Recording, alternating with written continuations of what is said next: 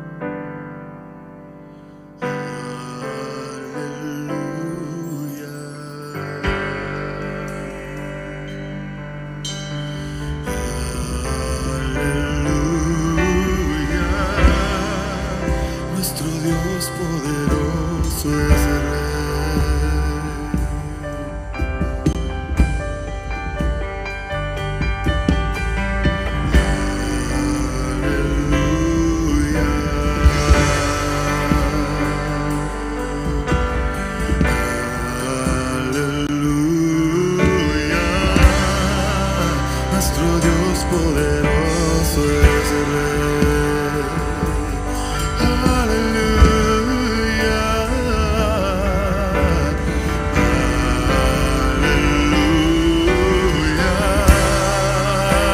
Santo, santo, eres tu Dios poderoso. Digno eres tú, Cordero de Dios. Tú eres santo, santo, eres tu Dios poderoso. Digno, digno eres tú, Cordero de Dios.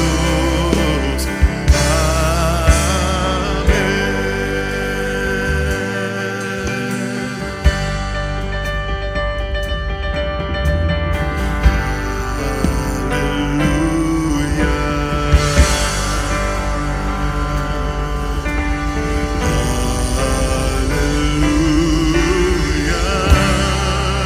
nuestro Dios poderoso es Rey, Rey de reyes eres. Aleluya, aleluya.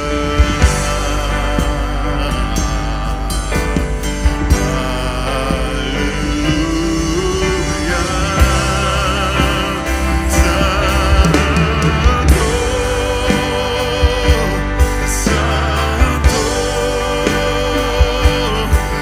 eres tu Dios poderoso.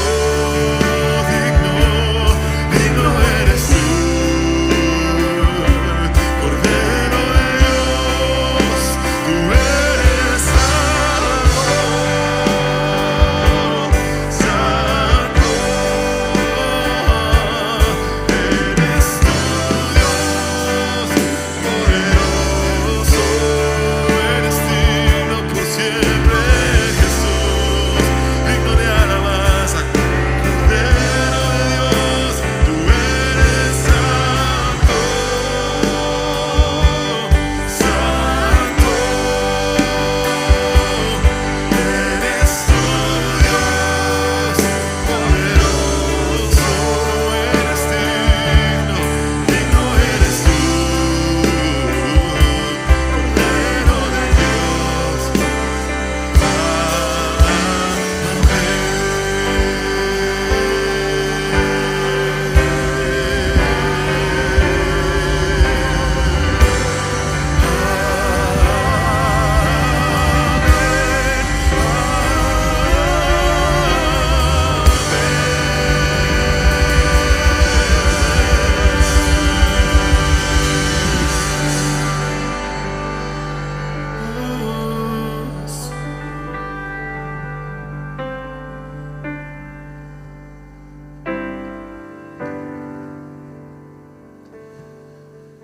Ah, Dios glorioso,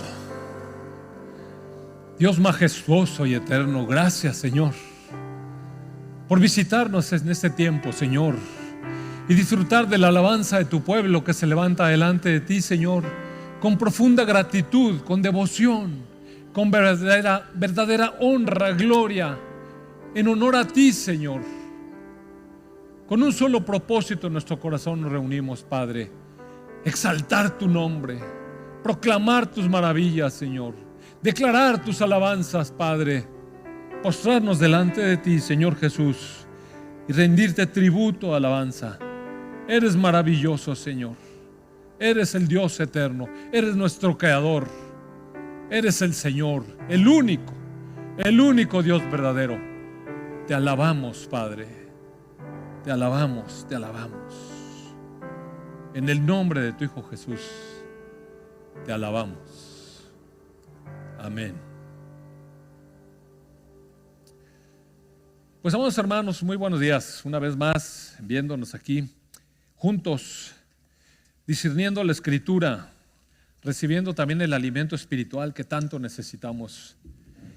Decíamos la semana pasada, alimentarnos de Cristo es lo que nos sostiene, es lo que nos da vida, es lo que nos da esperanza, es lo que nos fortalece en el tiempo de aflicción. La semana pasada fuimos redargüidos por el Espíritu Santo acerca del amor que profesamos para nuestro Dios. ¿De qué manera nos vamos de pronto enfriando en esta relación que es tan vital con nuestro Dios? Y dejé una parte que está ligada con la anterior, porque no me daba tiempo de completar el estudio, pero hoy vamos a ver, y espero que el Espíritu nos anime a tomar en cuenta esta recomendación que el Espíritu está hablando a las iglesias. Vamos nuevamente a Apocalipsis 2, donde el Señor Jesús, recuerda usted, la semana pasada veíamos que le dice a la iglesia de Éfeso que la felicita por todas sus obras y por todo su discernimiento que hace acerca de las palabras mentirosas y de la gente que viene con engaños a la iglesia. En el capítulo 2, verso 4 dice: pero tengo una queja en tu contra. No me amas a mí, ni se aman entre ustedes como al principio. Decíamos que la versión Reina Valera dice, has dejado tu primer amor. Solamente dice eso, pero es que, amados hermanos, están ligadas las dos cuestiones. Cuando uno recibe la abundancia del amor de Dios, verdaderamente la recibe, y la recibe como un canal que solamente sirve para que todos los demás puedan percibir ese amor que nosotros hemos abierto a nuestro corazón. Entonces se manifiesta en los demás. Y aquí en esta versión dice: ni se aman entre ustedes como al principio. Y entonces veíamos también la semana pasada que en un encuentro que tuvo el Señor Jesús con uno de los fariseos, en Mateo 22, recuerda usted, se acercó un fariseo y en el verso 36, le pregunta el verso 35, experto en la ley religiosa, uno de ellos, experto en la ley religiosa, intentó tenderle una trampa con la siguiente pregunta: Maestro, ¿cuál es el mandamiento más importante en la ley de Moisés? Y Jesús le contestó: ama al Señor tu Dios con todo tu corazón, con toda tu alma y con toda tu mente. Eso lo vimos la semana pasada. Este es el primer mandamiento y el más importante. Pero Jesús agregó: hay un segundo mandamiento que es igualmente importante. Mire, y aquí le da igualdad en ese sentido, para él, que es importante para él. Hay un segundo mandamiento que es igualmente importante: ama a tu prójimo como a ti mismo. Toda la ley y las exigencias de los profetas se basan en estos dos mandamientos. Y eso, amados hermanos, pues nos remite a la ley. Lo voy a invitar a que me acompañe a leer un fragmento del capítulo 19 de Levítico. Vamos a leer desde el verso 16. Dice la ley de Moisés. Verso 16, capítulo 19, Levítico. Excelente. Dice: no disemines chismes difamatorios entre tu pueblo. Mire, esta cosa fue escrita, amados hermanos, como 2000 años antes de que el Señor Jesús hiciera su aparición en la tierra, y nosotros estamos a 2000 años de distancia y pareciera como que los hombres no hemos cambiado nada. No disemines chismes difamatorios entre tu pueblo. Desafortunadamente no se nos ha quitado esa mañita. No te quedes con los brazos cruzados cuando la vida de tu prójimo corre peligro. Yo soy el Señor. Aún en la ley, amados hermanos, había una exhortación a la gente a que se ayudara, a que ayudara a otros cuando tenían necesidad. Ese es el corazón de Dios en medio de la ley. El verso 17 dice: no fomentes odio en tu corazón contra ninguno de tus hermanos. Así dice el original, de tus hermanos, aunque en esta versión dice parientes. Y se está refiriendo, obviamente, todos ellos eran hermanos, y no precisamente hermanos de carne, sino eran el pueblo, como nosotros somos el pueblo de Dios. Aclara los asuntos con la gente en forma directa, a fin de que no seas culpable de su pecado. Y mire, Dios nos anima a hablar las cosas. No está diciendo que nos aguantemos todo y que todo lo que veamos lo pasemos por alto. Dice: aclara las cosas de manera directa, ve a los ojos y dile lo que piensas, claro, con amor. ¿Por qué? Porque dice aquí más adelante: no busques vengarte, ni guardes rencor contra tus hermanos israelitas, sino ama a tu prójimo como a ti mismo. Yo soy el Señor. Es la palabra de Dios, diciéndole a su pueblo: ama a tu prójimo como a ti mismo. Y bueno, esto esto estaba hecho para el pueblo de Israel, en el que Dios consideraba que todos eran hermanos, y de hecho ellos se consideraban así. Si usted recuerda, todos se consideraban hijos de Abraham y por lo tanto hermanos unos de los otros. Pero bueno, nosotros somos gentiles, nosotros somos la iglesia, nosotros fuimos tomados de en medio de las naciones y nuestra vida no nació dentro del pueblo elegido. Más bien estábamos extraviados, más bien pertenecíamos a las naciones del mundo. Éramos, digamos, la raza secular. Todos pertenecíamos a lo que es el mundo, diferentes de los judíos. Y entonces esto nos remite un poco a la psicología secular. ¿Cómo es que amamos a los demás como a nosotros mismos? Mire, ese es un problema, porque cada persona tiene su propio nivel de amor hacia sí mismo. De hecho, leía yo un artículo de un psicólogo que habla acerca de la autoestima. Y tenemos un problema con la autoestima, porque ¿sabe usted que la autoestima es en realidad un sentimiento que uno tiene y que depende de cómo se sienta uno respecto al autoconcepto que uno tenga de uno? Es decir, cada uno de nosotros tenemos un concepto de nosotros mismos. El concepto puede estar equivocado y estar muy lejos de la realidad, pero en fin, ese es el concepto que cada uno de nosotros tiene de sí mismos. Hay personas que tienen un alto concepto de sí mismos y si se sienten contentos con ese concepto que tienen, entonces su autoestima va a ser alta. Si la persona tiene un bajo concepto de sí mismo, aunque no sea cierto y sea una persona valiosa, pero no está contento con ese concepto que tiene de sí mismo, entonces su autoestima está baja.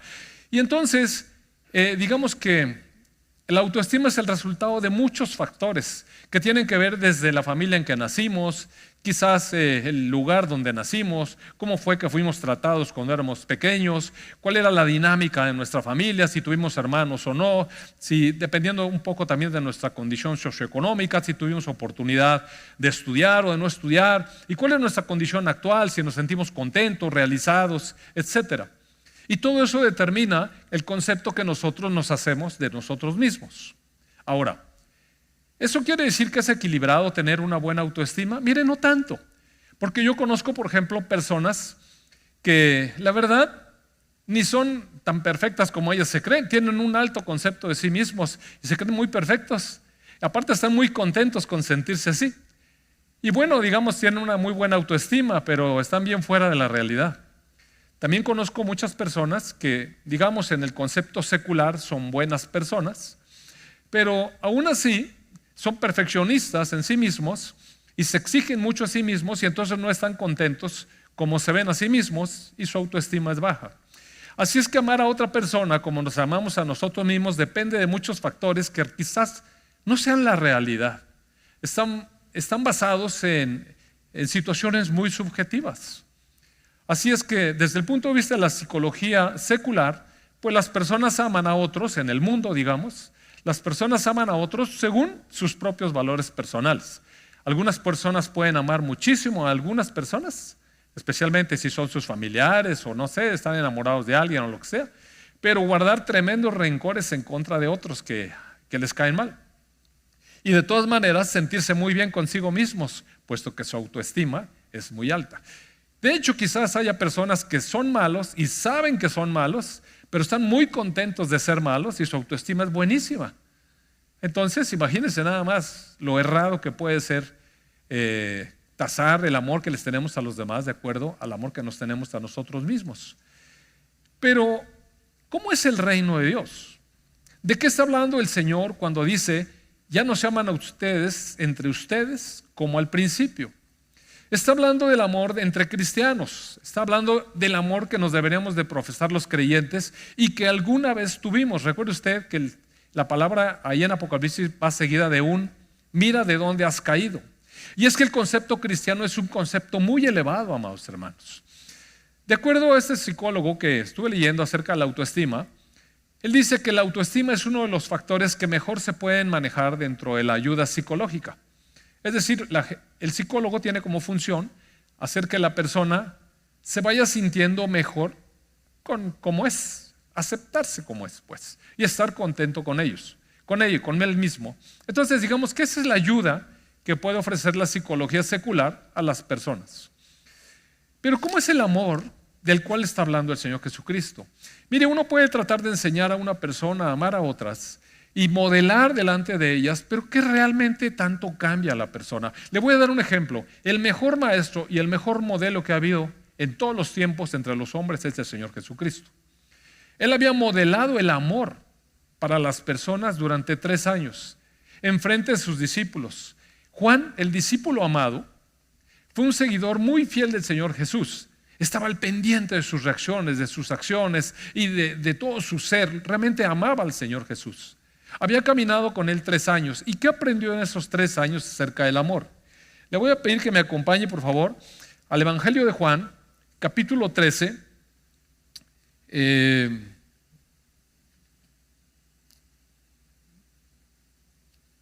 No es allí donde yo quiero ir.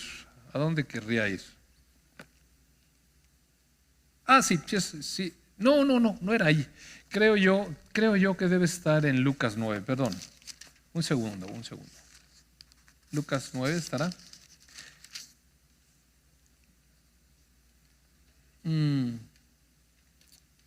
Sí, Lucas 9, verso 51. Te voy a pedir, por favor, Fabri o Fer, si me lo puedes poner en la versión Reina Valera. En particular quiero leer este fragmento en Reina Valera.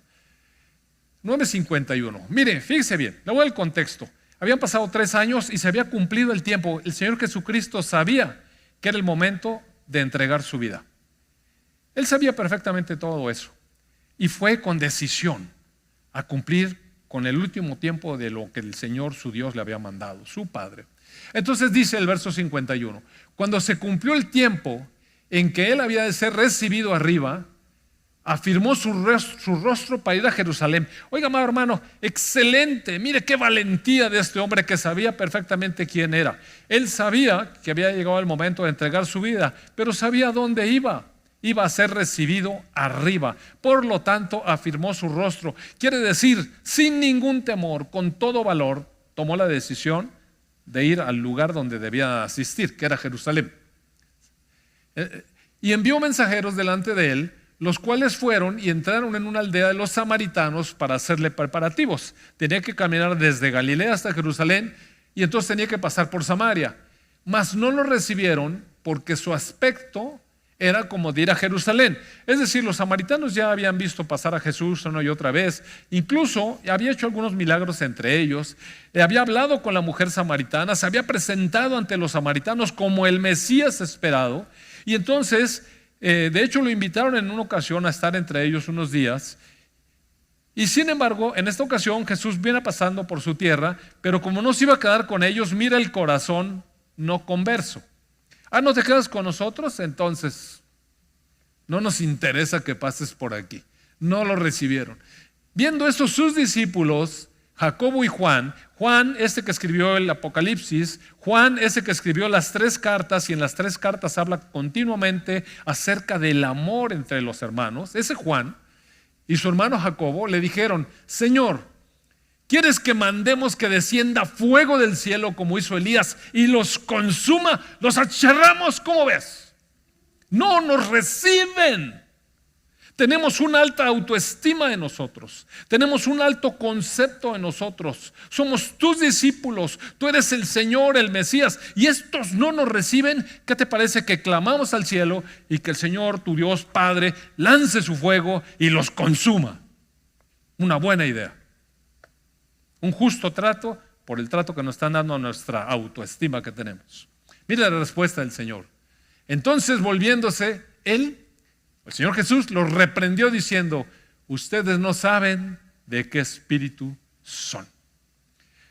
Amados hermanos, cuando nosotros estamos dejados a nosotros mismos, bajo nuestra propia tutela, cuando dependemos de nosotros mismos, en realidad, en el mundo espiritual nos está gobernando un espíritu contrario. Y el Señor Jesucristo se lo reveló. Le dijo, ustedes no saben de qué espíritu son. Ese no es mi corazón, es lo que está diciendo Jesús. Ese no es mi corazón. Destruir, pues mejor no hubiera venido, ¿verdad? Hubiera lanzado su fuego sobre todos los pecadores y nos hubiera consumido. Ahora sí, en el capítulo 13 del Evangelio de Juan, en el verso 31, Dice, en cuanto Judas salió del lugar, es decir, la última cena, ¿no?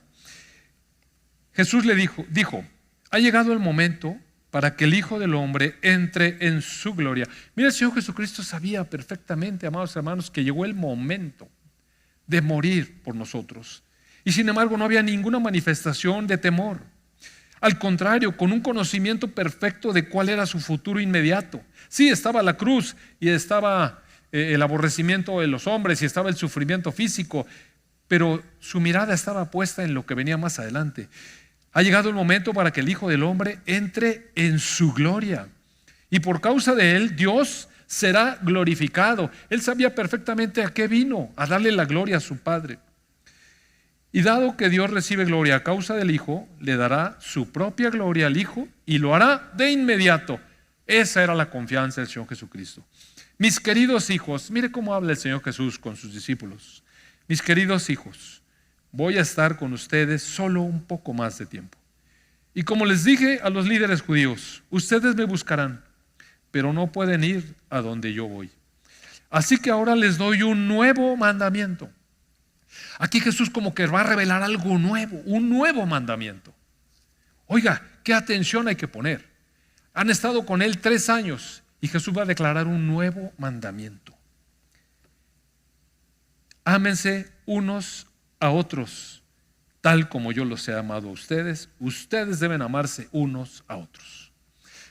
Y uno dice, pues ese mandamiento ya existía. ¿Existía? No, mire, el mandamiento de la ley decía, amen a su prójimo como a ustedes mismos. Pero estábamos viendo que el problema es que a veces tenemos una escala muy distorsionada del amor que nos tenemos a nosotros mismos. Aquí el Señor Jesús está cambiando el sentido y dice, ámense como yo los he amado. Ah, caray, es un amor superior, es el amor de Dios. Es el amor que conoce perfectamente cuál es nuestra condición. Es el concepto correcto de la humanidad. No el que nosotros nos hacemos, no el que nosotros nos imaginamos, no el que se forja a través de una serie de vicisitudes a través de la vida, sino el verdadero concepto del ser humano. El verdadero, la palabra de Dios, como Dios nos ve. Y en ese concepto, que es el que tiene Jesús de la verdad, nos amó. ¿Y cuál es ese concepto, amados hermanos? Mire, voy a ir a él en un momento, pero le voy a invitar a que piensen esto. Cuando Él está hablando con ellos, todavía no ha venido el Espíritu Santo. Todavía no ha venido el Espíritu Santo. Por eso Juan, unas horas antes, decía que baje fuego del cielo. Pero lo que Jesús está hablando aquí es de un amor diferente. Cuando ellos tengan un espíritu diferente. El Señor Jesús le dijo, tú no sabes de qué espíritu eres. Pero aquí el Señor Jesús sabe que una vez que Él muera y que Él resucite, les habló después del Consolador, del Espíritu Santo que iba a mandar. Y entonces ahora en 1 Corintios capítulo 2, verso 16, yo creo. Verso 16, capítulo 2, verso 16. Dice, ¿quién puede conocer los pensamientos del Señor? ¿Cómo podríamos conocer lo que estaba pensando el Señor Jesús? ¿Quién sabe lo suficiente como para enseñarle a Él? ¿Qué le vamos a decir nosotros al Señor Jesucristo de psicología, amados hermanos? Pero Él está hablando de una psicología diferente, de la psicología de los creyentes, no de la psicología del mundo. Y mire, no quiero descalificar la psicología. Pienso que el mundo necesita psicólogos, necesita ayuda. El mundo necesita ayuda. Qué bueno que hay quien los ayude. Pero es como un poco la medicina, para no hablar de psicólogos. ¿Qué soy yo delante del Señor Jesús? Realmente un psicólogo, ¿qué le va a enseñar al Señor Jesús? Es como, ¿yo qué le puedo enseñar al Señor Jesús de medicina? Cuando yo veo un paralítico y veo que Jesús le va a decir que lo va a sanar, yo le puedo decir, Señor, ¿no te fijas que tiene una lesión de neurona motora inferior y los haces neuronales están rotos? Y Él solamente tiene que decir, levántate. Y mire, la regla todo. En realidad los médicos no tenemos nada que enseñarle al Señor Jesucristo de medicina. Como los psicólogos tampoco le pueden enseñar nada de psicología. Pero Él sí nos puede enseñar a nosotros de lo que es el reino y a dónde nos llevó. Por eso después es el reclamo en ¿de dónde caíste? En el verso que sigue dice, pero nosotros entendemos estas cosas Ahora entendemos por qué tenemos la mente de Cristo. Nuestra psicología es diferente, amados hermanos. Nuestra psicología se basa de acuerdo al concepto de Dios de las cosas. Entonces nosotros tenemos la mente de Cristo. ¿Por qué tenemos la mente de Cristo? En la primera carta a los Corintios, verso 17 del capítulo 6, 1 Corintios 6, verso 17, dice: pero la persona que se une al Señor es un solo espíritu con Él. Mire, aquí no se trata, amados hermanos, de ver a qué religión pertenece la gente. A veces yo le he preguntado a alguna persona: bueno, tú eres cristiano, y me dice: yo soy católico. Pero yo no le pregunté eso. Tampoco le pregunto a un protestante si él es bautista o metodista o pentecostal o interdenominacional o yo no sé qué. La gente a veces se va por ese tipo de cuestiones. Pero aquí la única diferencia que hay entre las personas es: ¿tienen la vida de Cristo o no la tienen? ¿Le pertenecen a Cristo o no le pertenecen? ¿Han entregado su vida al Señor Jesucristo y han abierto su corazón para que Cristo viva dentro de ellos o no? Esa es realmente la diferencia. Todo lo demás es religión. Todo lo demás es legalismos. Todo lo demás no tiene ningún sentido. Porque Jesús vino a darnos vida, no a cambiarnos de religión. Jesús vino a darnos vida. Entonces, cuando nosotros le abrimos el corazón al Señor Jesucristo y lo recibimos como nuestro Salvador, Él entra con su Espíritu a vivir en nosotros. Entonces nos da su mente. Aquí dice: la persona que se une al Señor es un solo espíritu con Él. Es decir, ahora tenemos un espíritu diferente y no ese espíritu del cual estaba siendo influido Juan. Y en el verso 19 dice: ¿no se dan cuenta de que su cuerpo es el templo del Espíritu Santo, quien vive en ustedes y les fue dado por Dios? Es decir, ¿cuál es el concepto que tiene Dios de las personas? Que todos nos hemos descarriado, que todos estamos perdidos y que todos necesitamos su vida. Dios es justo y es el juez justo y Él juzga con justicia, pero también está lleno de misericordia y de bondad, y nos ha ofrecido a su Hijo para que quien lo reciba perdón de pecados y reciba la vida de su Hijo. Entonces es llevarnos, elevándonos hasta la condición de hijos amados, hasta las regiones celestes en el Espíritu. Esa es la situación, la condición, el lugar que tiene un cristiano. Y aquí no estoy hablando de religión, estoy hablando de aquel que tiene a Cristo en su corazón. Cuando una persona ha entregado su vida a Cristo y ha abierto su corazón para que Cristo more en él, esa persona es un creyente. Y esa persona recibe entonces la mente de Cristo, el Espíritu del Señor Jesucristo, y es un hijo de Dios. Y de manera espontánea, como Dios ahora vive en él, ahora ama a otros. Los ama con el amor perfecto de Dios. Los tasa correctamente. Y entonces puede amar como Jesús amó. Si no amamos así, amados hermanos, entonces hemos caído. ¿De dónde? De ese lugar de altura donde hemos sido llevados por la pura misericordia de Dios. Porque es misericordia y gracia lo que Él derrama sobre nosotros. Gracia es poder para hacer lo que a Él le agrada. Y entonces, ¿cómo deberíamos de comportarnos? Mire cómo se comportó Jesús con el mundo. Dice que el Señor Jesucristo, que Él no vino a condenar al mundo, vino a salvar al mundo, vino a dar su vida por él. Ahora, nosotros no podemos dar nuestra vida por el mundo, pero sí podemos amar al mundo y presentarle al mundo lo que necesita. Todas las personas necesitan a Cristo, todas. Ahora, quizás algunos nos rechacen, está bien. El Señor Jesús mandó a sus discípulos y les dijo: vayan y prediquen el evangelio del reino. Si lo reciben, qué bueno, bendición para esa casa, su paz queda en esa casa. Pero si los rechazan, pues sacudan el polvo de sus zapatos y se retiran ahí. No dice maldigan, no dice critíquenlos, no dice oren para que venga fuego del cielo y los chamusque. Lo que está diciendo es que con amor presentemos esa bendición con la que nosotros hemos sido bendecidos, esa salvación con la que nosotros hemos sido salvados, ese amor que nos fue prodigado por otros y que ahora conocemos que es el amor de Dios. El amor de Dios, que eso es lo que nosotros tenemos, eso es lo que tenemos para ofrecer al mundo. No los podemos obligar, mire, solamente podemos amarlos, no juzgarlos. ¿De qué los vamos a juzgar, amados hermanos, si nosotros estábamos igual? Nosotros estábamos igual de perdidos y de pecadores que ellos, pero fuimos rescatados por la misericordia de Dios y por su amor. Su amor nos cautivó. Su palabra de verdad es la que llenó nuestro corazón de esperanza. Entonces, esa es la actitud de amor hacia el mundo. No tenemos por qué estar criticando al mundo porque está todo perdido y porque están luchando por causas que nos parecen incorrectas, que para Dios son incorrectas también. Pero Dios los amó, igual que a nosotros. Ahora, si alguno se acerca, amados hermanos, tenemos que extender los brazos y recibirlo.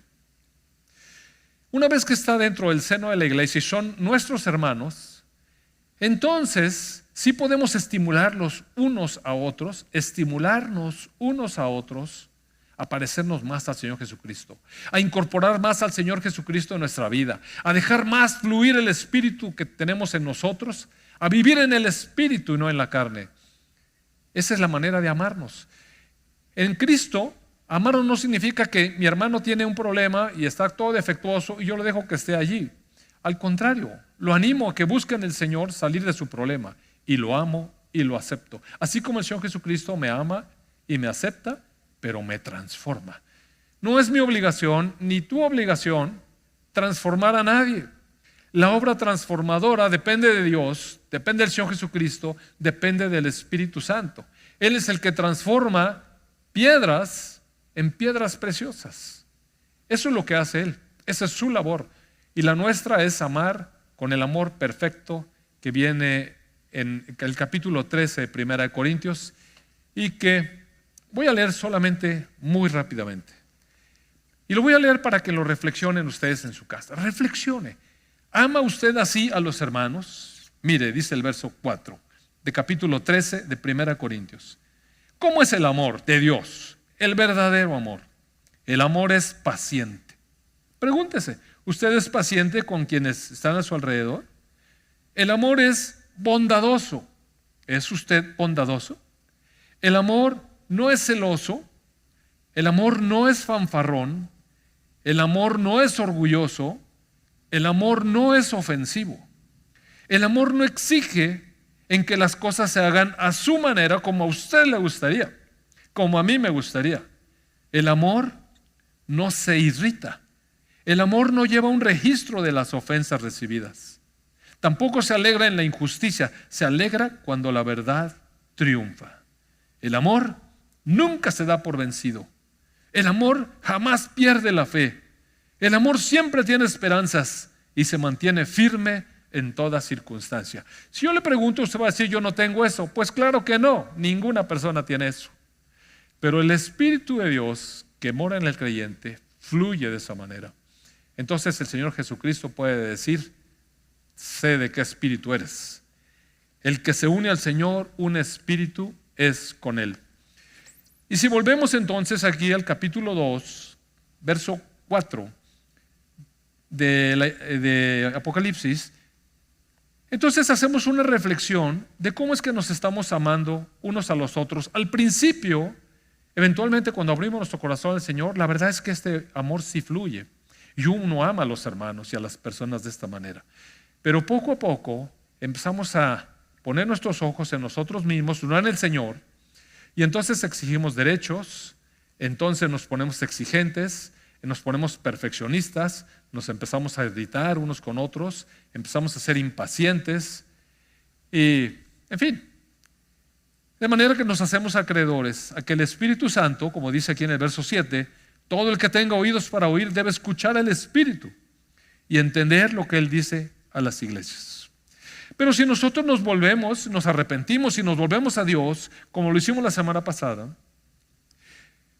entonces el Señor tiene una promesa. Dice en la segunda parte del verso 7, a todos los que salgan vencedores, les daré del fruto del árbol de la vida que esté en el paraíso de Dios. Es decir, amados hermanos, el fruto de la vida es el fruto del Espíritu Santo. Es este fluir del amor que acabamos de decir. El fruto del Espíritu Santo, recuerda usted, está en el capítulo 5 de Efesios. Es el amor, el que dice el fruto del Espíritu es amor, gozo, paz, paciencia, benignidad, bondad, fe, mansedumbre. Así es como se puede caminar cuando dejamos fluir el Espíritu que el Señor nos ha regalado, el Espíritu que mora en el creyente. Vamos a orar. Hay un fragmento todavía más ahí que me brinqué, deliberadamente lo brinqué, y tiene que ver con este concepto de los nicolaitas. Pero como este concepto se presenta nuevamente en otra de las cartas a otra iglesia, lo voy a dejar para explicarlo en aquel entonces. Entre tanto, concentrémonos en el amor de unos por los otros. Amado Padre, es un privilegio, Señor, el lugar hasta donde tú nos has levantado, hasta los lugares celestiales a tu diestra, sentados en el trono junto con nuestro Señor Jesucristo, porque somos su cuerpo. Amado Padre, te damos gracias porque en tu misericordia y en tu bondad tú has decidido vivir dentro de nosotros, en la persona de tu Espíritu, Señor. Ahora sabemos que somos templo de tu Espíritu. Eso es un privilegio, Señor. Eso es un gran honor, es una honra, es una bendición. Padre, no hicimos nada para merecerlo y te damos tantas gracias porque nos regalaste tu Espíritu, porque tú vives en nosotros, Señor, y nos das la gracia, la capacidad para hacer lo que a ti te agrada. Que nos amemos así, Señor, para que el mundo sepa que somos tus discípulos. En el nombre de tu Hijo Jesús. Amén, amén. Amén. Grande es el Señor y digno de adoración. En su ciudad, en el monte de Sión, mi gozo es mi Dios.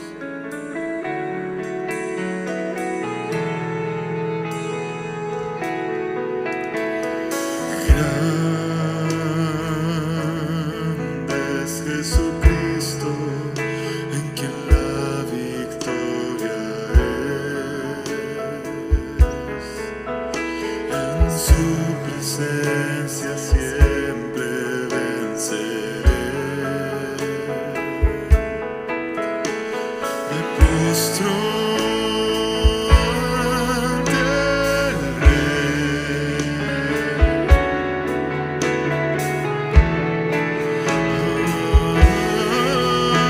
Señor, tu nombre quiero exaltar. Quiero agradecerte, pues mi vida has cambiado. Yo confío en tu fidelidad, pues solo tú eres Dios eterno y para siempre reinas, Señor.